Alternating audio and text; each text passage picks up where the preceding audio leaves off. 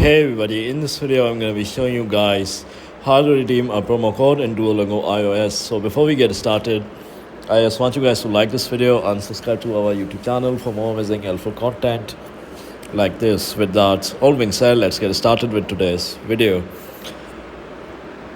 Alright guys, so to redeem a promo code in the DuoLingo app on iOS, first of all you have to open up the DuoLingo application.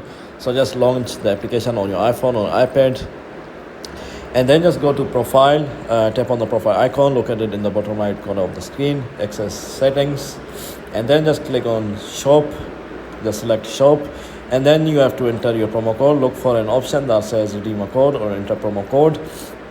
Tap on it, then input your promo code in the provided field, and then just confirm it, and that's about it. This is how you redeem a promo code in DuoLingo on iOS. After that, you can just enjoy your benefits that were associated with the promo code. So yeah guys, this is how you do it. If you found this video to be helpful, then thanks for watching, and I'll see you in the next video very soon. Peace.